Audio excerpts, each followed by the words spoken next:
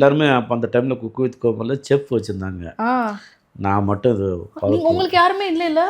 எனக்கு அது தெரியாது. நான் போய்ட்டு இன்னொரு இடத்துல போய் கற்றுக்கணும். நமக்கு தெரிஞ்ச விஷயங்களை வச்சு நிறைய ஃபுட்டு ஐட்டங்களை யூடியூப் சேனலில் எடுத்து ஓப்பன் பண்ணி பார்க்கும்போது விதவிதமாக என்னென்னமோ இருந்துச்சு.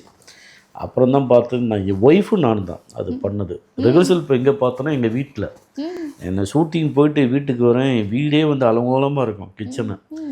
அப்படியே வந்து என்னடா வெரைட்டியாக என்ன பண்ணலாம் பார்த்து அப்படியே யோசித்து நான் வந்து நான் நடிக்கிறத விட இந்த குக்கிங்கில் தான் பயங்கர ப்ரெஷர் இருக்கும்.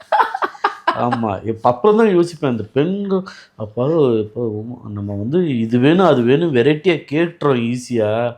அது எவ்வளோ பெரிய கஷ்டங்கிறது. இது வேணும், இதுக்கு சைடிஷ் அது வேணும், அதுக்கு இது வேணும் நம்ம கேட்டு ஆர்டர் பண்ணிட்டு போயிடுவோம். அது அவங்க என்ன கஷ்டப்படுவாங்க. நல்லா இல்லைன்னா என்ன அது நல்லா இருக்குது அப்படின்னு. ஆனால் அதுக்கப்புறம் நான் இந்த தவறு நம்ம பண்ணிடவே கூடாதுன்னு தோணும். குக் வித் கோமாளில் அங்கேயே கற்றுக்கிட்டது.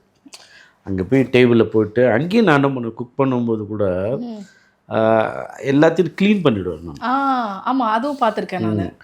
ஏன்னா அங்கே அதெல்லாம் பட்டு சார் பார்த்துட்டு நான் பண்ணது அந்த ரெட் ரடிஸ் கேக்கெல்லாம் பார்த்து அந்த டீமே வந்து ஐயோ ஒரு டஃப்பான ஒரு கண்டென்ட் வந்திருக்கான் அப்படின்னு நினச்சிட்டாங்க. நீங்களா நினச்சிக்கிறீங்கன்னு அதெல்லாம் கிடையாதுங்க. ஏதோ குழுக்குள்ளே வந்துருச்சு, இன்னும் 2 வாரம் தான் நான் இருப்பேன் அப்படின்னு. ஆனால் கடைசி வரையும் கொஞ்ச நாள் இருந்தேன். நான் வந்து 3 வாரத்தில் போயிடுவேன்னு நினச்சேன்.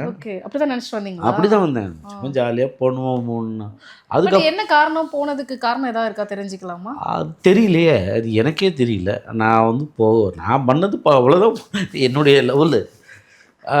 அதுக்கப்புறம் நான் வந்து நான் வந்து செப்பும் கற்றுக்கிட்டு வந்திருக்கலாம்.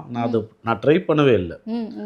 அந்த கேக்கெல்லாம் நான் பண்ணியிருக்கேங்கிறதெல்லாம் எனக்கு ஆச்சரியமாக ஒன்று பண்ணுச்சு.